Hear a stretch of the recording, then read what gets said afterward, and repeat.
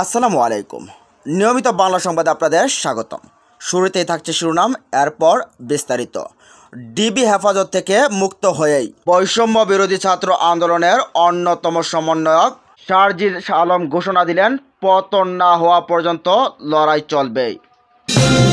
এদিকে অর্থনীতির দুরবস্থা, 10 মাসের মধ্যে সবচেয়ে কম রেমিটেন্স এলো জুলাইয়ে। আর হচ্ছে শুক্রবার ছাত্র জনতার গণমিছিল, কর্মসূচি বৈষম্য বিরোধী ছাত্র আন্দোলনের। এবং সবশেষ জানিয়ে দেব, আন্দোলনের সংহতি শিল্পী সমাজের গড়ে বসে থাকার মতো অবস্থানে বললেন অভিনেতা মুশাররফ করিম। এতক্ষণ শুনছেন সংবাদ শিরোনাম, এবার জানুন পুরো বিস্তারিত।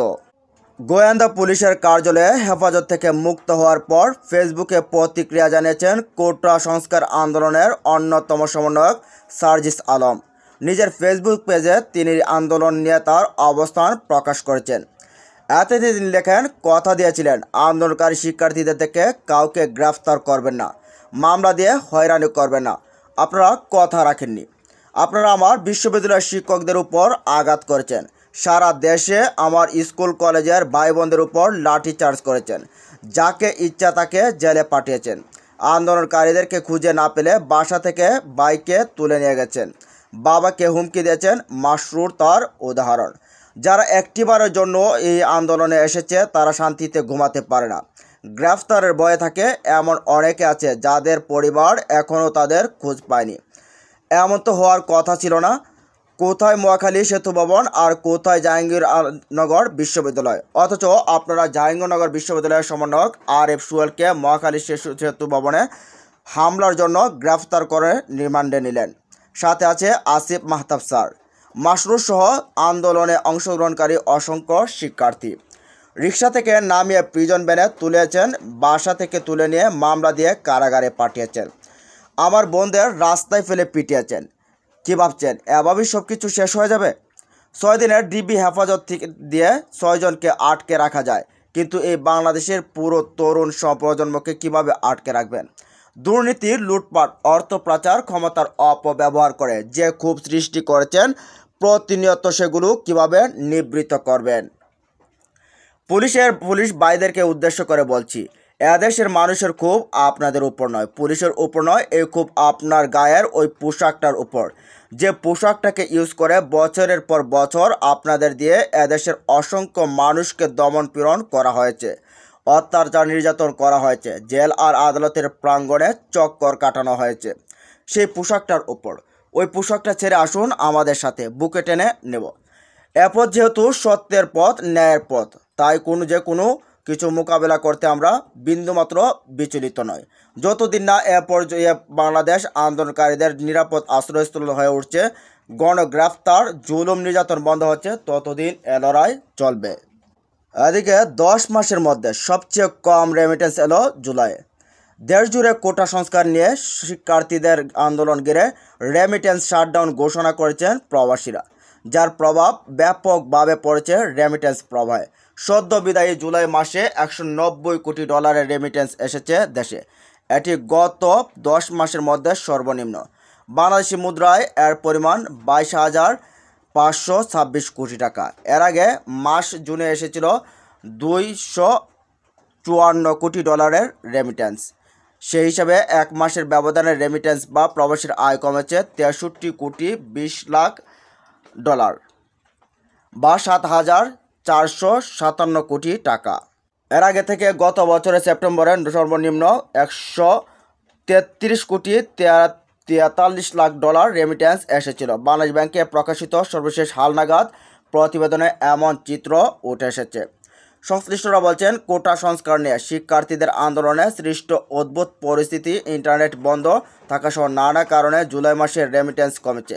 আন্দোলনের সহিংসতায় বহু হতাহতের প্রতিবাদে দেশে ব্যাংকিং চ্যানেলে রেমিটেন্স না পাঠানোর বিষয়ে ক্যাম্পেইন করছেন অনেক প্রবাসী, যার প্রভাব ইতিমধ্যে সদ্য সমাপ্ত মাসের রেমিটেন্সে দেখা গেছে। শিক্ষার্থীদের কোটা সংস্কার আন্দোলনকে কেন্দ্র করে সৃষ্ট পরিস্থিতিতে সরকারি ও সাধারণ ছুটি মিলিয়ে গত 19 থেকে 23 জুলাই পর্যন্ত ব্যাংক বন্ধ ছিল। এছাড়া টানা 5 দিন ব্রডব্যান্ড ইন্টারনেট ও 10 দিন মোবাইল ইন্টারনেট বন্ধ ছিল। এ কারণে দেশের ব্যাংকগুলোর সঙ্গে বৈদেশিক লেনদেন প্রায় বন্ধ হয়ে যায়।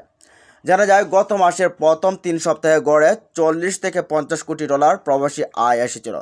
এর মধ্যে 1 থেকে 20 জুলাই এসেছে 142 কোটি 93 লাখ ডলার, আর 21 থেকে 31 জুলাই এসেছে 47 কোটি 97 লাখ ডলার।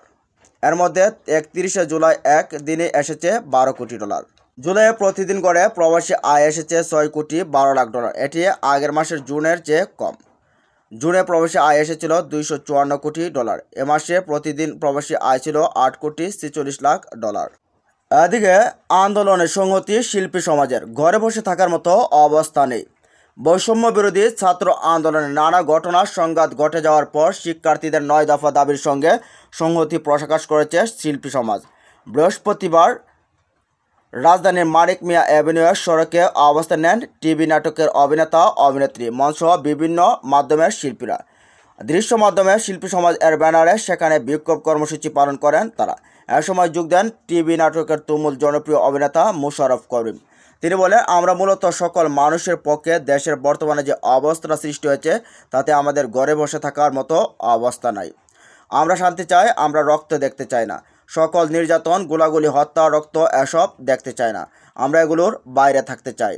শিক্ষার্থীদের দাবি প্রসঙ্গে সংহতি প্রকাশ করে বিক্ষোভে শিল্পীদের কণ্ঠে শোনা যায় বৈচিত্র্যপূর্ণ স্লোগান।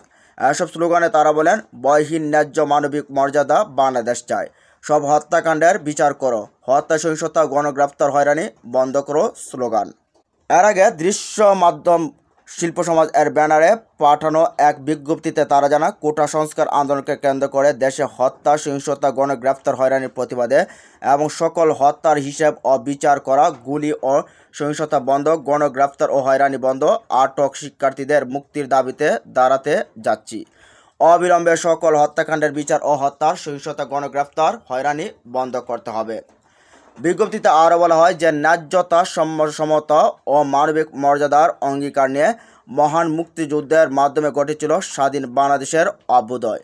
সেই বাংলাদেশের নাগরিক হিসেবে নিরাপত্তা ও ন্যায় বিচার আমাদের সাংবিধানিক অধিকার। আমরা বয়হীন ন্যায্য মানবিক মর্যাদা বাংলাদেশ চাই। দৃশ্য মাধ্যম শিল্পী সমাজ এর ব্যানারে শিক্ষার্থীদের 9 দফা দাবির সঙ্গে সংহতি জানিয়েছেন চলচ্চিত্রকার মুস্তফা সরোয়ার ফারুকী, নুরুল আলম আতিক, আকরাম খান, পিপলু আর খান, অমিতাভ রেজা চৌধুরী, সৈয়দ আহমেদ শাউকি, ওয়াহিদ তারেক, রিয়াদওয়ান রনি, আমিরুল রাজীব, শঙ্কর দাশগুপ্ত, হুরাইরা বিলকিস, তাননিম নূর, জাহিন ফারুক আমিন, তানবীর আহসান, ইয়াসিন আল হক, নাসিক আমিন, ধ্রুব হাসান, অভিনেতা আজাদ আবুল কালাম, অভিনেত্রী আজমেরি হক বাদন, নুসরাত ইমরোজ তিশা, সাবিরা নূর, তাসনিয়া ফারিন, আলোকচিত্রী মুনেম ওয়াসিম, তাসলিমা আক্তার লিমা, শিল্পী ঋতু সত্তার, তানজিম সাহাব, কণ্ঠশিল্পী শিবু কুমার শীল প্রমুখ।